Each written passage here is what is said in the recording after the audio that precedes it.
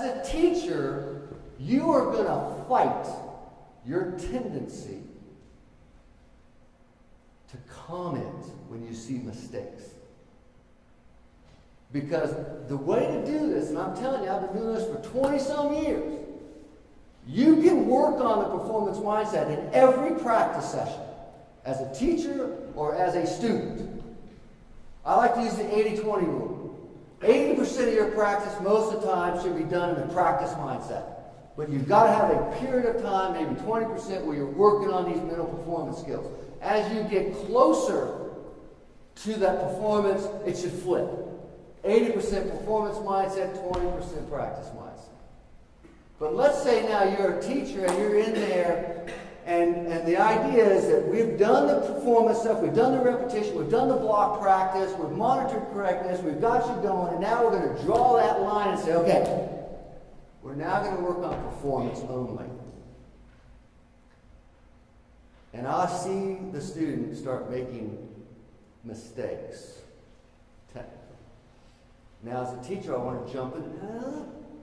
Don't. Okay? And I know this because I coach tennis on a professional level, and I played tennis on a professional level as a sports psychologist. And so when I went out and worked with tennis players, I would sit there and go, I'd have to, they miss a volley wide because they opened their body, they didn't step across, they pushed it wide. My tendency is to go, step over and keep racking it up. Because as teachers, we have very well developed eyes and ears. We see things. And when they break down, we want to go, meh. And I can tell you right now, if you are working on performance, don't do that. That's practice. And that's really hard for teachers to do in private lessons. It can be done. But I see the private lesson much more at the practice-based culture. I see the private lesson at that very much. Let's do it right, let's do it correct, a lot of block practice, a lot of monitoring, do it again, come back, check on it.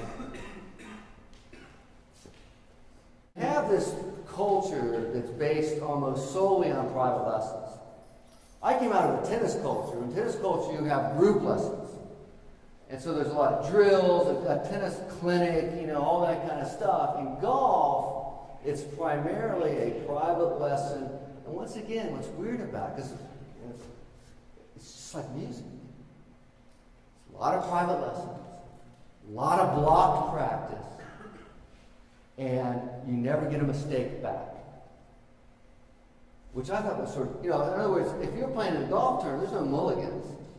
You hit a bad shot, you live with it. It's like music. You hit a wrong note, you can, let's do a do-over. Can I have a mulligan on that? No. It stays there. That note stays there. That's not true in sports. If I'm a tennis player, I can play a bad point and win a game. I can play a bad game and win a set. I can play a bad set and win a match. I can get it back. In music, you hit a wrong note, it ain't coming back.